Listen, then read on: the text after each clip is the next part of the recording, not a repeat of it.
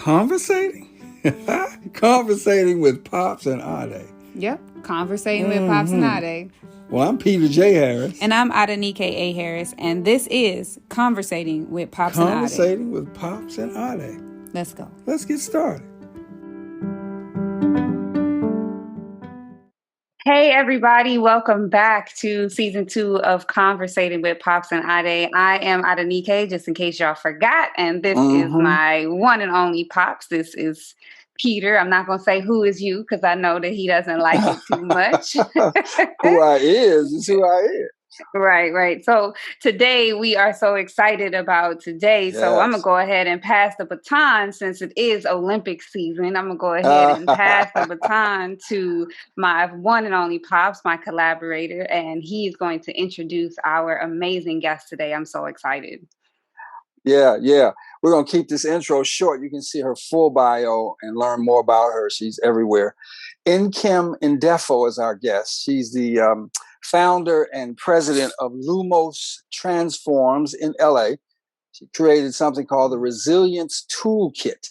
So we see her as just a healing force, clinician, midwife, registered nurse, educator, consultant, strategy in the community. So we'll let you read her full bio. But for now, let's get started with her. Ndefo, Miss Ndefo, are you there? Come on in if you're there. Okay. Hey. Thank you for the very warm welcome. Wow, we appreciate it. We're so excited to have you. I mean, it was an honor to meet you when we did our TEDx talk with TEDx Pasadena, just to get to see you at one of the salons that they were doing and to hear your work. I was immediately drawn to your work around resiliency. And then I don't know if you know this, Nkem, but when you were training some of your practitioners, Erwin actually came to my job when I used to work for an arts education nonprofit, and she did a beautiful, session with all of the workshop coordinators and staff. And when she was talking to me about the work, I was like, oh my gosh, like I know Nkem, like we, so it was just a beautiful synergy. So I'm just really thankful that you're here with us and that you're giving us your time, because resiliency is something that people always talk about, but then they don't talk about the intricacies of it and what that means. And I remember taking I took it was like a small workshop where you were introducing the toolkit or introducing like your larger workshop. And one of the things that stood out to me was when you talked about how people want to do trauma-informed care and trauma work, but they literally are breaking people open, but then they leave them raw when the workshop is over, like, okay, and there's no tools, there's no container that we put them back into. So I really just kind of want to start there. That's always been my intro. Like, what do you mean by that? And how did you get started a little bit into like doing resiliency work, and what brought you to this field, I guess, is 2 questions in one, I think. That's like 7 questions in one there. That's right. 7 in one. Can I pick one? I'm going to do Of course. The thing that resonated most with you about this idea that a lot of trauma work is this idea of cracking people open. And it's this conception that you have this pile of trauma inside of you, a pot of rage, a pot of grief, of terror. And if I can just get it out of me, I will be okay. And so if I just tell the story, vomit it out, I'm fine. And if that was true, we'd all be fine. Like we could just do it. There's a couple of things that I would say. Like, one, when you have trauma when you're very young, it affects your brain, the physical structure of your brain.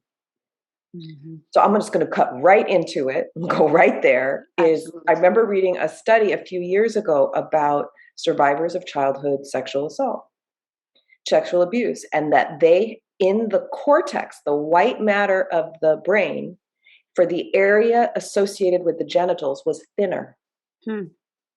Because there was less sensation there, because of like, oh, that's terrible. I can't feel that. It will overwhelm me. So I withdraw from it. And from the habitual withdrawing from that area, this area thins in the brain.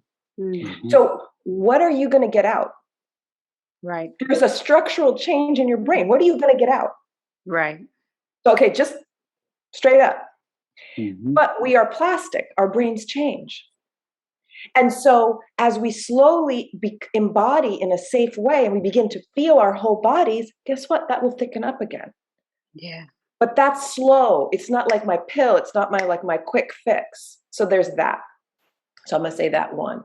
But two, like, let's say it was something that even happened when you were a bit older, when your brain wasn't developing. You were past 24, I think is the age they say now.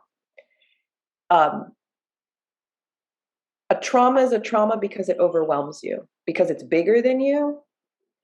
And when it's bigger than us, we disconnect, we check out, we shut down. Something happens because it's bigger than us. So if I go in to tell that trauma story, it's going to overwhelm me again. Because if I haven't been resourced or stabilized, I'm just going into it as ill-prepared as I was the first time. Yep. And in fact, every time I tell the story, I actually dig it in deeper. I dig it in deeper. I dig it in deeper. And so you can't cathart out your trauma. Yes. Right. It just doesn't work. Again, I'm interested in what works. And so that's the piece. And it's through my own personal healing journey and working with a lot of people with extreme trauma in a lot of different settings, with a lot of different identities. And you get to, if you pay attention, they will tell you what works and what doesn't work. Exactly. Over time, not just to drop in. You know, some people just drop in and they'll do a workshop and then they're gone. If you work with people over time, that's what you really need to see. Yeah. Yeah. So I like to say the body does not speak nonsense, and that we actually have some sort of expertise in our own selves. I learn from people all the time. This is one of the great things about having you here. But how do you help people really embrace the genius of their bodies so that it can give them information and even develop the courage to embrace the genius of their body? I mean, I know we say like your body can't hurt you, but that's not true, because your body can hurt you. You can have an autoimmune disease. The body can do some weird and distorted things, but for the most part, there is a method, there is a reason why. Like, you may have an autoimmune, you may have a subtle low-grade infection and your body's trying to clear it and it's just overzealous about it. So there's often is a reason, we just may not understand the reason. But it's hard because for some people, they may have cancer and they're like, my body betrayed me. Yeah. What do you mean? This tumor is nonsense. Get it out. And so again, I worked for a long time, many years, with weekly groups with survivors of cancer. And it taught me a lot about my language, because I was like, oh, wait, that doesn't apply here. Oh, wait, that doesn't apply here. Like, where's the outlier? How do I include everybody in this story? Okay. And so, but there is wisdom in the body. There is some wisdom. It's not complete or total. Nothing has complete or total wisdom, but there is wisdom. But if you have a lot of trauma, being in your body was associated with being overwhelmed or terrified, and so it's not fun. Like, who wants to be there? Right. So rather than saying like, get in your body, get grounded, they're like, no. I mean, there's a reason people are numb. And so how do we do safe embodiment? How do we, where can we connect to pleasure and joy? Right? Safely, dance. Where are there different other ways that there can be safe touch? Safe, right? So there's that piece. And there's also slow and steady, really slow and steady. So sometimes, like, a lot of people say, oh, I think about, there was a program that I ran with pregnant and parenting teens, and a lot of trauma. Like when you're 15 on your second baby and, living in a motel, like, it's a lot of trauma. Absolutely. And this school, thinking they were going to be super proactive and like trauma informed, they're like, we're going to do yoga and meditation. And these girls weren't in their bodies and they were just slammed in their bodies. They stopped coming to school. on the days that those classes were, because they were like, this is terrible. They had to stop the program. So how do you then work with that group? And so what it was a lot of choice. Right? So I remember doing a practice with with a group of them, and one said she could see her visibly relax. And then she said, oh, I don't like that. I don't like that. And I said, my response, instead of saying, that's good for you, you'll get used to it, keep doing it, my response was, good for you. Yeah. You found something that didn't feel good to you and you stopped and you did something different. Good for you. Yeah. So you have choice. Great. It's about your awareness and ability to make choices. Right. But she kept coming and she kept doing it. Because you provided that for her. Yeah. Yeah. But guess what's interesting, right? And then I did say to her, I said, probably when you're relaxed, maybe some bad things have happened and your body's like, don't relax. That's not safe. Okay. So about midway through the program, she is doing them. You do see her starting to relax from like, kind of frozen to just so much energy. Like she could do some kind of, like after the class, she would just be bouncing, literally like, wow. Right. Then she comes and she's able to say, I need to report. She was in the same house as a perpetrator. A cousin was perpetrating on her. But the same ability to say, I'm uncomfortable and make a choice was the same. She had to feel she was uncomfortable. So she could start to say, I'm uncomfortable in this house. I need to make a choice. So it's the same thing that she did in the micro, she did in the macro, but she had to feel it to be able to make that. And so slow. This was over weeks and weeks and weeks. Yeah. Yeah. And sometimes it takes longer than that. Absolutely. Yeah. I think that's a lot of the consciousness that I'm working towards consistently as I build my coaching practice and work with people. And I'm realizing, a lot of survivors come to me to want to work with me because they see me as a survivor who, and I was on the TED stage. So it's like, oh, she can help me. But I'm really cautious about people coming to me who think that they can do it the way I did, or, and I never use the language like, hey, I don't have the tools for you from my perspective, but what I can do is walk you through it and help you create choice, help you create, what you need, what your mind needs, what your body needs, and I really have been learning and reading and still wanting to learn because I'm also absolutely interested in taking some of your courses. But that thing of choice and connection to the body, it resonates with me so well because it's like, that's what I had to do. I've had to do that my own self through my own healing process of really recognizing what feels good for my body, what feels good for my own mind. Like, can I do this? I also am not a believer that, there's one way for every person to heal. There's no way, but yet we see that all the time with therapy modalities like, oh, you do this talk therapy. You should be able to do that. You should be able to do that. So, I'm really just appreciative of the work that you do and the way that you are consciously and consistently evolving, even in your own work. Like you said, learning new language when you're working with people. Yeah. Well, that makes me want to ask you how would you summarize the Resilience Toolkit?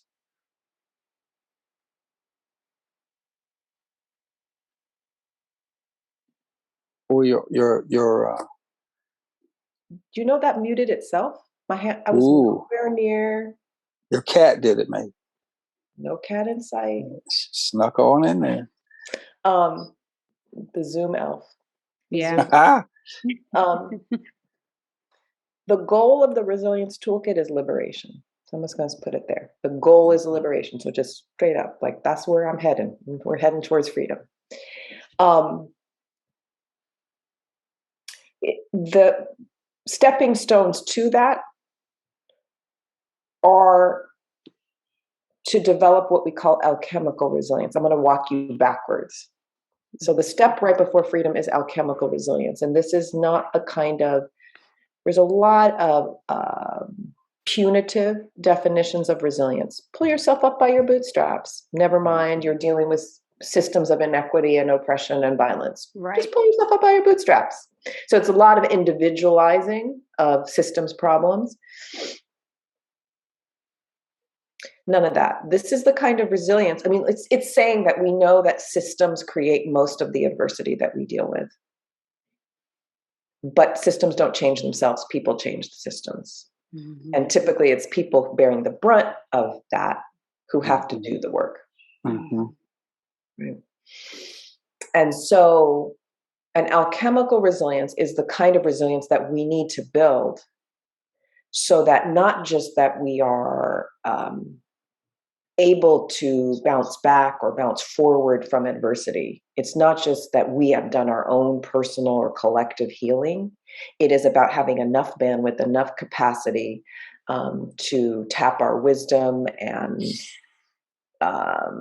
creative genius and capacity for connection, that we can do that to both envision and build a new world. We've made alchemy, right? It's something greater than the sum of its parts. And so that's how we get free. But so how do you build alchemical resilience? If I'm walking back that next step in the toolkit is we help people develop awareness of what's going on in their own system. What are stress and trauma responses? What are relaxation responses? Like if you don't know what good rest feels like, right? You're not even sure, you're not recharging, you're not restoring yourself for any healing or anything, right? But you got to know that internally. So how do you know when you're stressed? How stressed are you? Are you in a trauma response? And then looking at around you and saying, is this matching me, matching my situation? Because it opens up a set of choice points. Because if I'm aware of what's happening inside me and I say, you know what, this situation is actually okay. I was just kind of misreading it. It's actually okay. And I'm overreacting. I can settle myself. If this situation is not so great, right? But I'm still overreacting and I recognize it. I can settle myself. That's an energy that you would have been wasting day in, day out, day in, day out. You can reclaim that energy. Mm-hmm. You reclaim that energy. What are you going to do with it? That goes to the alchemy. It's about recognizing, you know what, this situation isn't great. I'm actually reacting pretty well, and I'm going to use that to get through the situation. Yeah. Or maybe I'm reacting just fine, and I'm like, this situation is toxic. Mm-hmm. I want to change the situation, or I want to leave the situation. But you can't do any of those things if you're not in awareness. Mm-hmm. So how do we grow that internal awareness for yourself to be able to open up those choice points and not pathologize your responses, look at you in your environment? And then we do teach a bunch of tools that are very quick, real-time tools. No, this isn't a retreat practice. This is things you can do in 15, 30 seconds throughout your day. And it's not just using them, but as you use them to ask, is it working for me? Is it not? If it's not, again, a choice point. If it is, how do I know it's working? Because when you practice like that in the micro, it works in the macro. Yeah.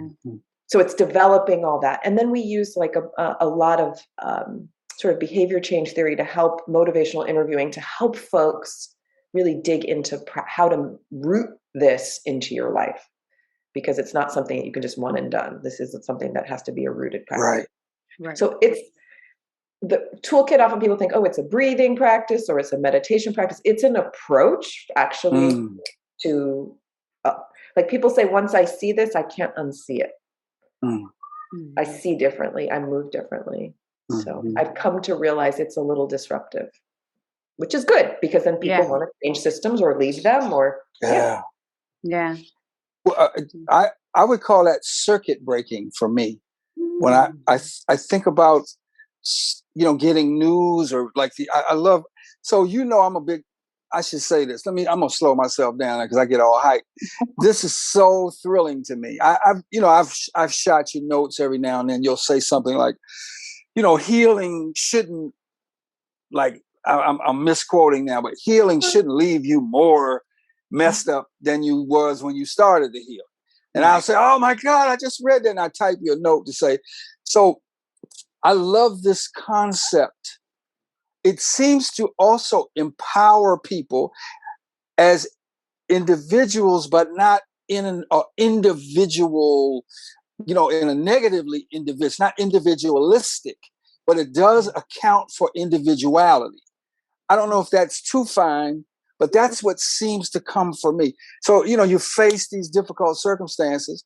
I've talked about this often, is you got to sort of have that moment when you got to say, I got to break this circuit of patterns of pain, etc., in order to begin this turn. And of course, from poetics, or like a language standpoint, the idea that we headed toward alchemy, or the use of that term to think about, because then you're sort of standing in the prism or on various thresholds, it seems to me. We're all speaking our own different languages here, but for me, when I heard you say that, I was like, yes, you stand at this threshold and you see it. My boy, who's a mathematician, he told me, I don't stand at crossroads no more, Peter, because it's flat. But life is full dimensional, all in all. And you get on that threshold, you can see, in full 360. You know what I mean? So anyway, I just want to say, from a conversating standpoint, without asking a specific question, what thrills me about what you're saying and what you're doing, I have not, I haven't sat in one of the sessions, but what thrills me is this notion that your awareness allows you to break a circuit, or to put a circuit together, or resold. So what's that word? Where you solder? Yeah. Anyway, that's how hyped I get, because you're moving into also, besides the practical, the actual physical stuff, you understand the brain, etc. You also understand metaphor, it seems to me, and you get people, huh? I live in metaphor. Okay. When you said threshold, I love me a liminal space. I love me a liminal space. Yes. That I think being a midwife, which you often, but midwife, birth is just a little veil away from death, right? So they're very similar, and just those cauldrons of transformation. Yes. When I first learned what actually happened in a cocoon, my mind was like, do you know about imaginal cells? Don't even start nothing with me. You ready? Masterclass. Let's go. Masterclass. I just learned it a few years ago. Say it again. We know about a what? Imaginal cells, like imagination, imaginal. Okay, I'm ready for it. So when that caterpillar goes into the cocoon, we know it comes out a butterfly, but what happens inside is it breaks down and turns into goo, like 100% goo, just like goo. Okay. So think about that cauldron of transformation. You had a form, now you are formless. But in that, there are imaginal cells, or imaginal discs, sometimes they're called. And those hold instructions to organize into the butterfly. So in the goo, you are, right? You've gone in that cauldron, but what are those imaginal cells that you organize around? So I've worked with a mentor for, I think we were talking yesterday, I think it's about 6 years now. And who's helped me get really, really clear about those imaginal cells. Because when you're really clear, you will organize around them. And one of them was freedom, was liberation. Yeah. Another one was connection, right? So what are these discs, right? Mutuality. Come on, Steve. Right? Okay. So when you're so clear that this is about freedom, this is about connection, this is about mutuality, sustainability, justice. When you think about this, it's about love, right? Yeah. Love, that these are the discs your world will organize around. And so that's part of the healing journey, is, do you have the capacity to withstand going into the goo and not trying to hold on to your old patterns, trying to grasp, and right? And so how do you build that reservoir to for that, right? And so experiencing birth with birthing folks taught me a lot. And I was a young midwife when I was doing this work. And it taught me a lot. It taught me a lot and about what is possible. Yeah. And I think trauma healing is very similar. Yeah. I learned about, I'm so glad you said it that way, but I did just maybe like 2 weeks ago learned about what happens to a caterpillar in a cocoon. So I love the way you broke it down even more, like, and how you related, because that's all I want you to know is I'm just ready. I'm always getting the emails and I'm like, okay, when is the next one? All right, I'm gonna figure this out. Like, because I'm so enthralled by what you're doing, because like you said, you know, it's about love, freedom, connection. Like, that's how I see the world now. And I didn't even, like, I had no words for it, right? I just knew that this is what I wanted to do. And I was just following like my own guide. Like, I cannot and I will not stay in what happened to me. And everything that I do from that moment that I felt safe enough to, you know, disclose, to right now, and even every day working in a space of like, is this providing me freedom? When you talked about rest, I didn't know what rest. I was always tired, always exhausted after even 10 hours of sleep. Like, because I wasn't connected. I still wasn't connected to my body, even after like 12, 13 years of being away from and out of, you know, my abuser's space, right? But within the last year or two, I've started to recognize, I'm still disconnected from this space that is mine. And so it's always been I've started doing different modalities and different work because I knew I'm ready to.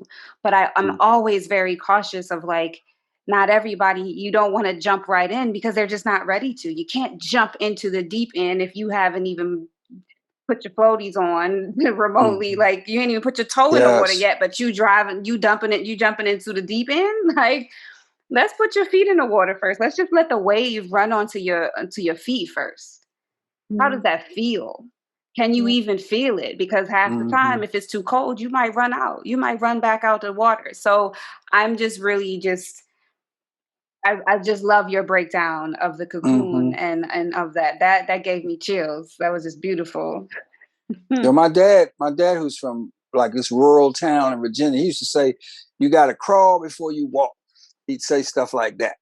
And you know, I'm on a serious path to. So the old Gwendolyn Brooks poem says, "First fight, then fiddle."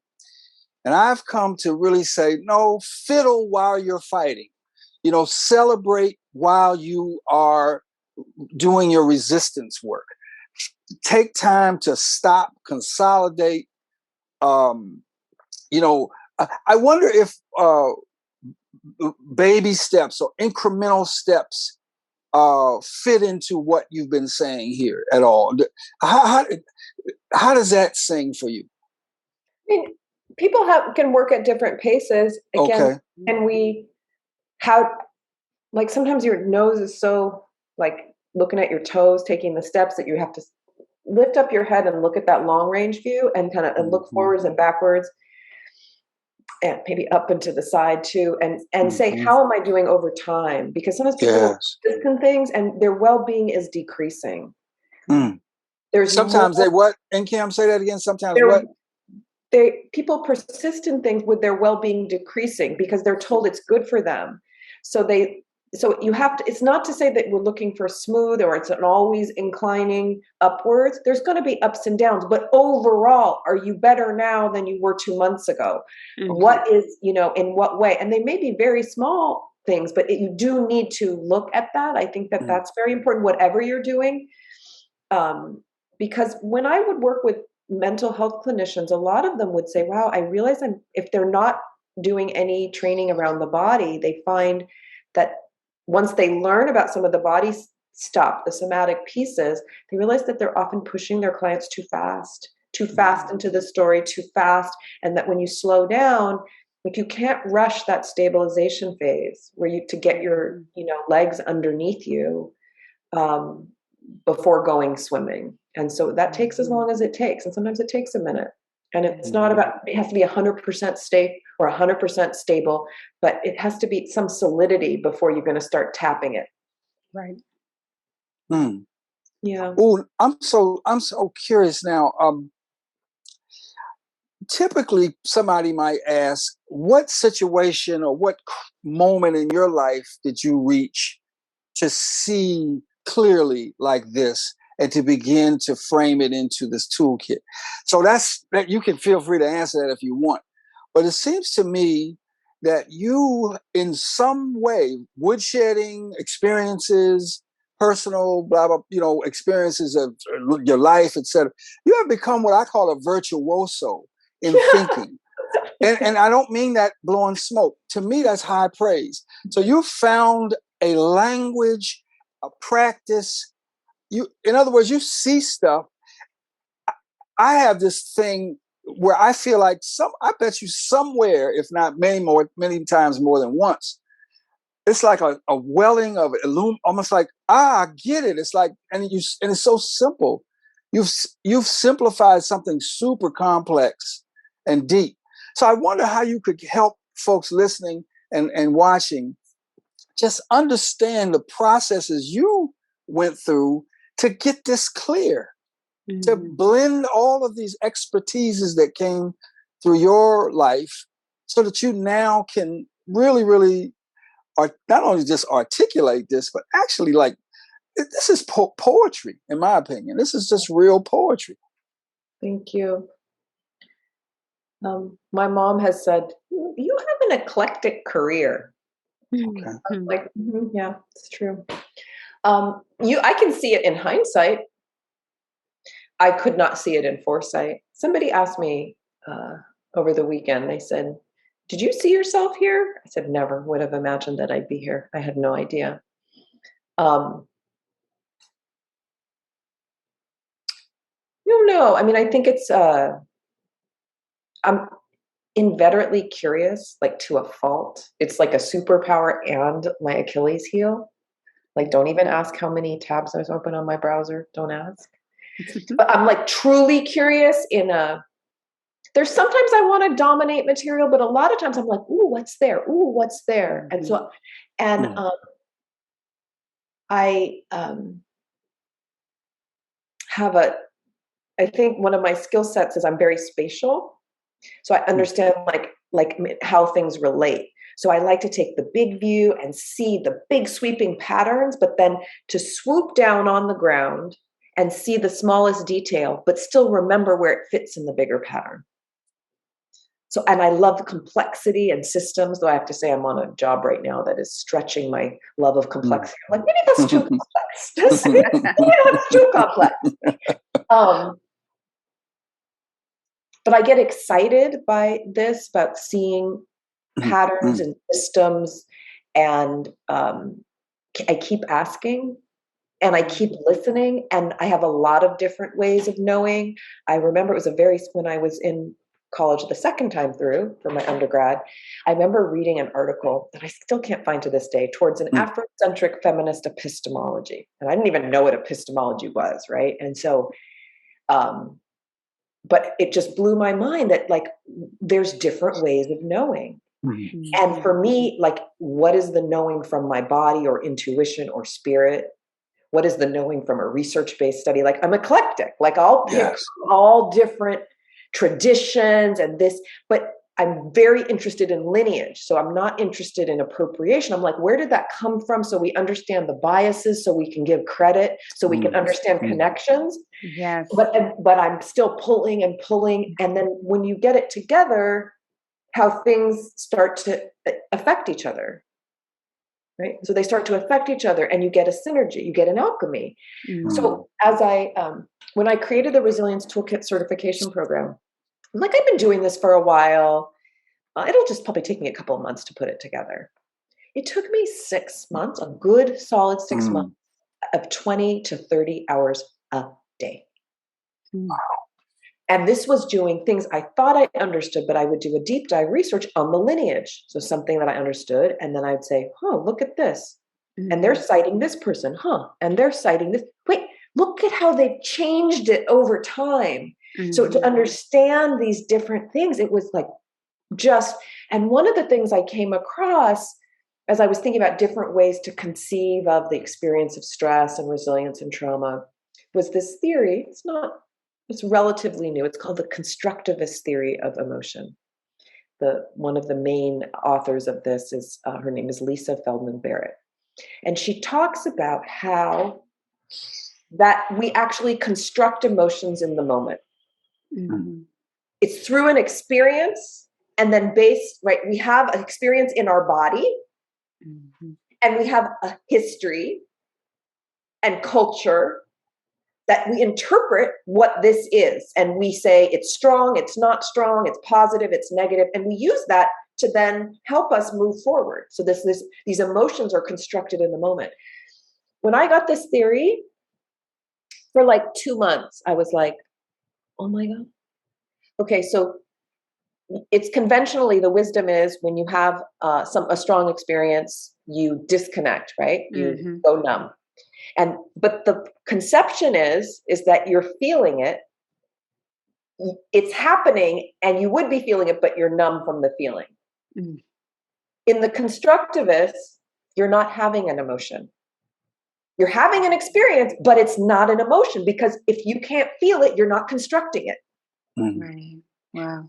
Go even further, you can't even have a suppressed or repressed emotion either, because if you're not constructing it, you're not having an emotion.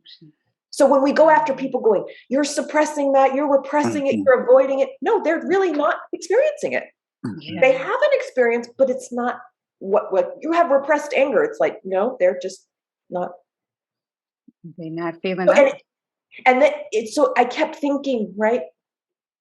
So, because I had this, I'm a survivor of childhood abuse, and the thought is always like, oh, I went numb and disconnected, so I didn't have to feel that, thank goodness. And I'm like, wait, no, I actually just didn't, it just didn't, there's nothing to go back to, right?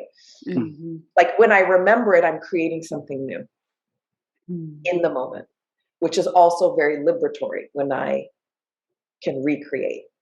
And that's part of trauma healing, when we can tell our stories and no longer re-experience them. That's when we're healed. We've created a new experience. The facts remain the facts, but our experience is different. Yeah. So and the clarity, I teach a lot. I facilitate a lot. I work with lots of people, and I stretch myself to work with all different kinds of people. Refugee torture survivors, gang intervention members, activists, nurses, doctors, students, all different walks of life, different countries, stretch, listen, working with individuals, groups, organizations, different scale, different paces, stretch, listen to the questions, especially if questions are repeated. If they're repeated, and this is something I realize that I also do. Do you ask what my process is? When someone asks a question, like I'm standing here with wherever I am, and when they ask a question, I go into their experience and come at the material this way. So when I have to then answer the question, I've gone, it's like an act of empathy. So then I'm answering from their perspective. So now I'm at a different angle of whatever it is that I'm talking about. Yeah. Wow.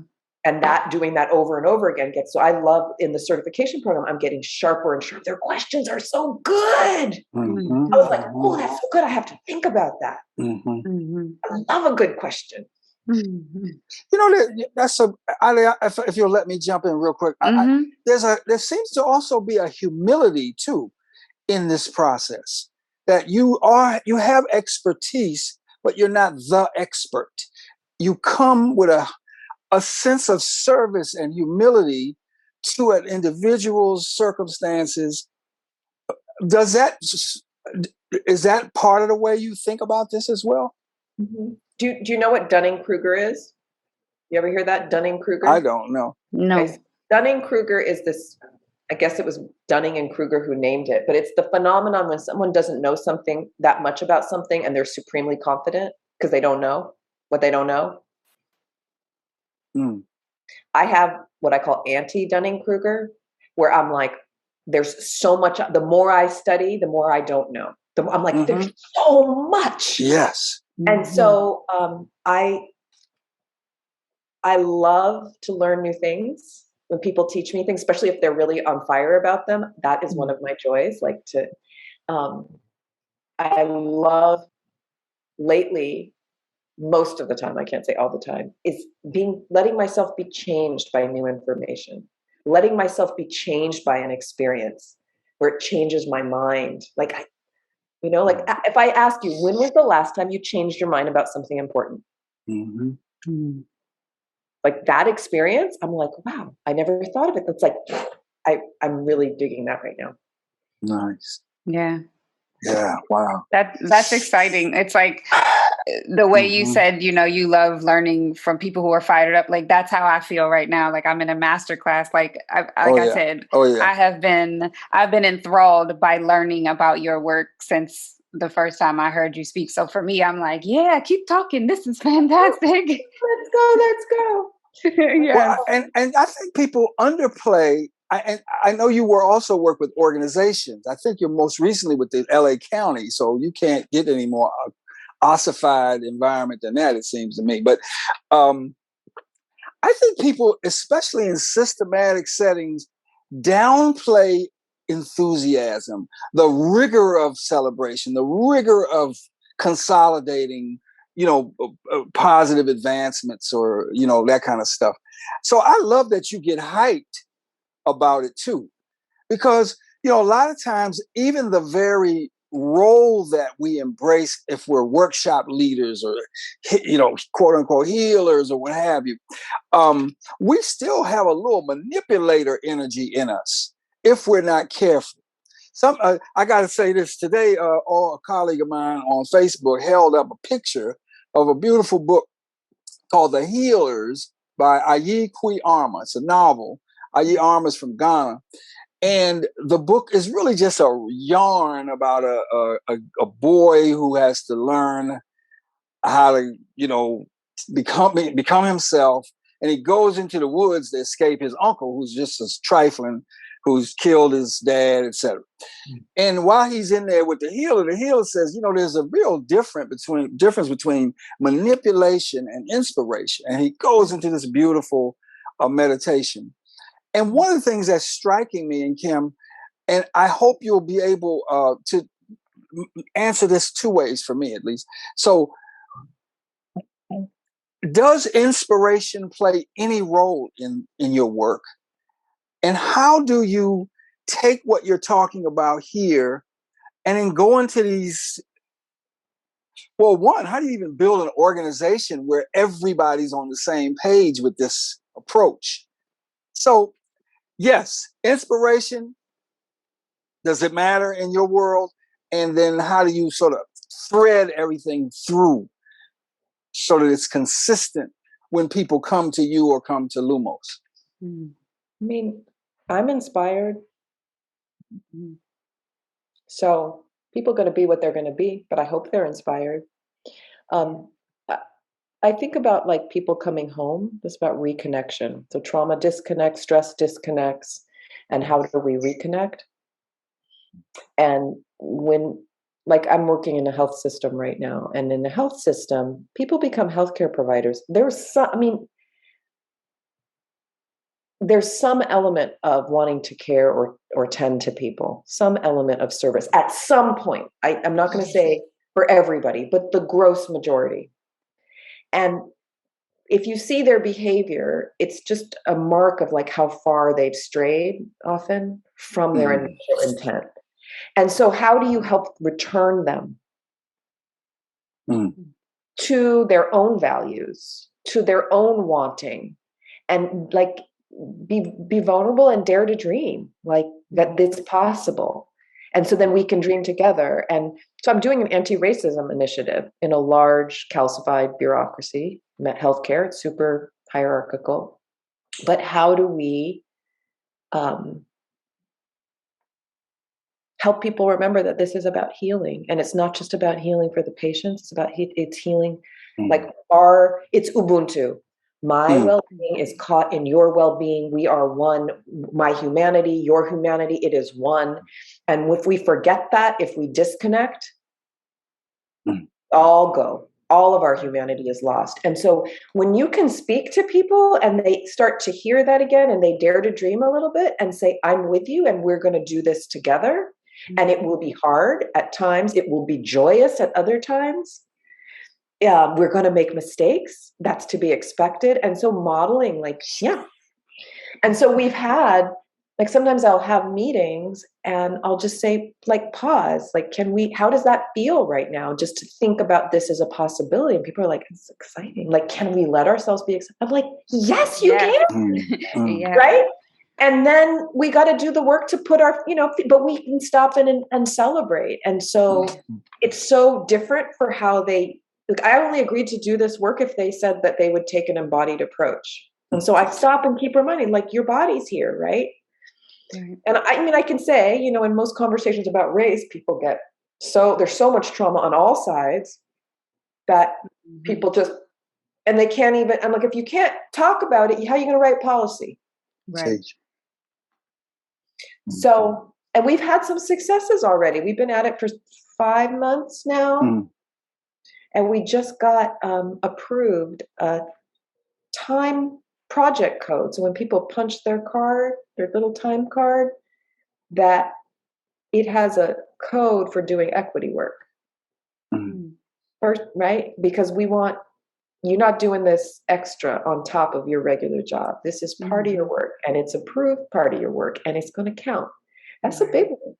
Yeah. We got it. And people were like, wow, I hate time cards, but for this, I love it. Yeah. Because it shows how many resources you're really willing to put here. It shows the value of people's time. And people are lit up about a time project code on their time card. Right. Because they felt something move, it's possible. Right. So, Man. And returning to values over and over again. When you're dealing with complex systems, checklists don't do, best practices, they're helpful, but they won't do. It's principle. When you're stuck up and you don't know in some kind of tangle, and you say, where are your imaginal cells? Love.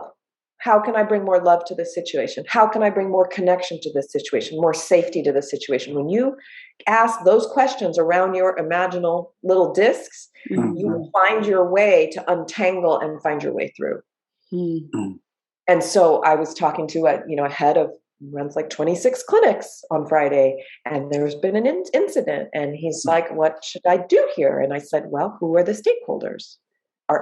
Do you need to, just because you're the official leader, do you need to solve this alone, or can it be collaborative?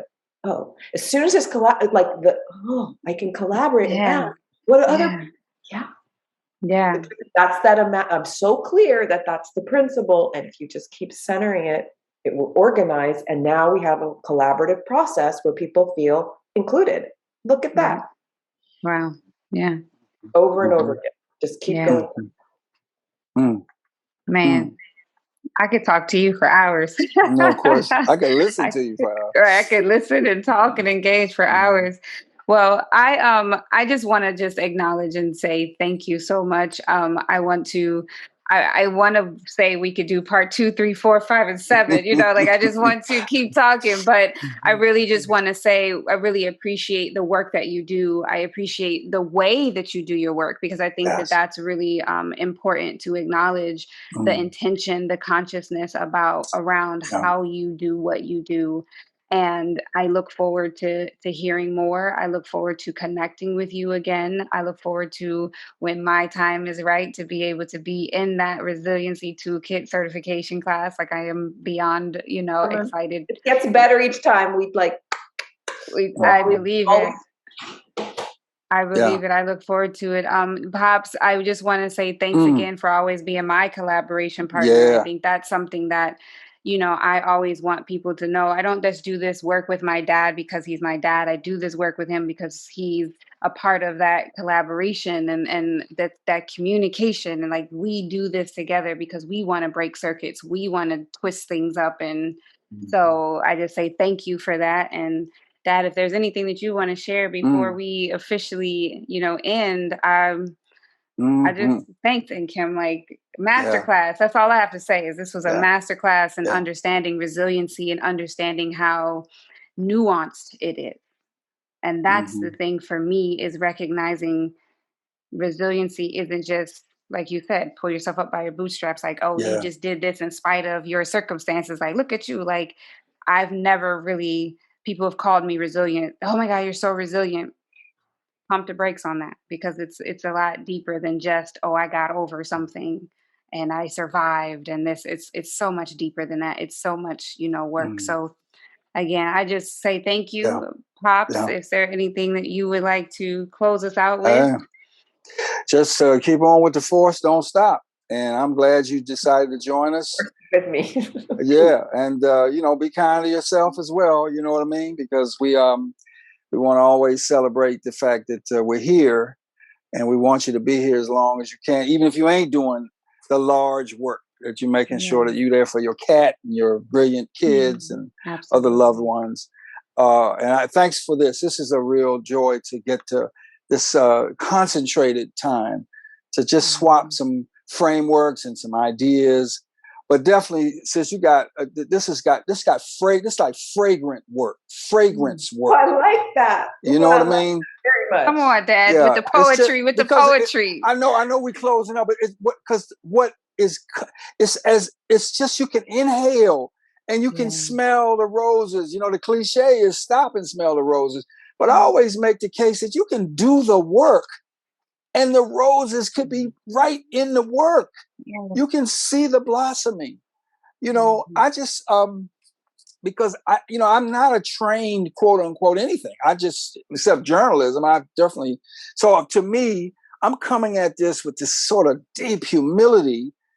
So I know I'm in the presence of two geniuses here, in that real sense of the word, and the genius is in the execution of accepting that difficulty can be a part of the toolkit, that a good idea is a part of the toolkit. Change for the better, I like to say change for the better faster, if it's possible, is part of the toolkit. But in the real deal, deep participation is at the core of the toolkit. If you're going to fake it and not really get up in it, then you ain't going to change, period.